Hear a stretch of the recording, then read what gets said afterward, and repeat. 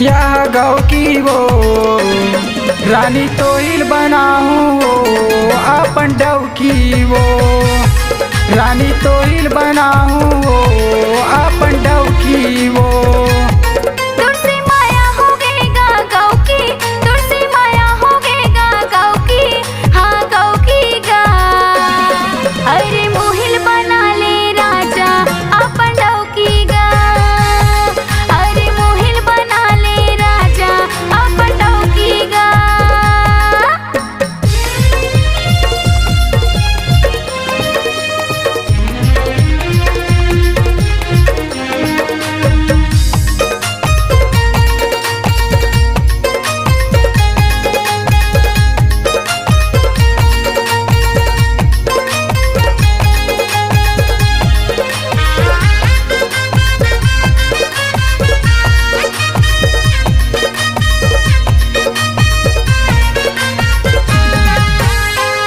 पियर यह रंग महारानी तोला वो रंगा हूँ तोर संग मैं वो रानी गांठ वो मैं बंधाऊँ तोर संग मैं वो रानी गांठ वो मैं बंधाऊँ।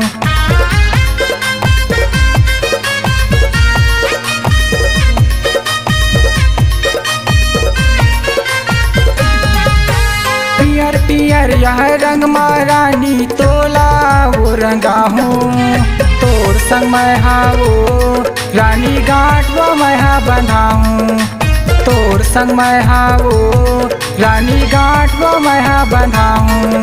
आनी बानी चूरी पहिरा हूँ आनी बानी चूरी पहिरा हूँ यह गौ की वो रानी तोहिल बनाऊँ अपन डव की वो रानी तोहिल बनाऊँ अपन डव की वो।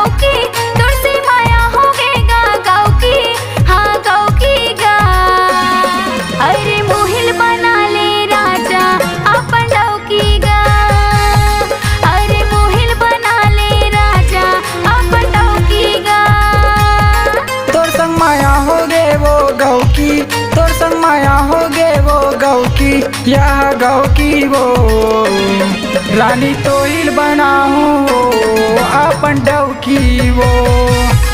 अरे मोहिल बना ले राजा अपन डव की गा रानी तोहिल बनाऊँ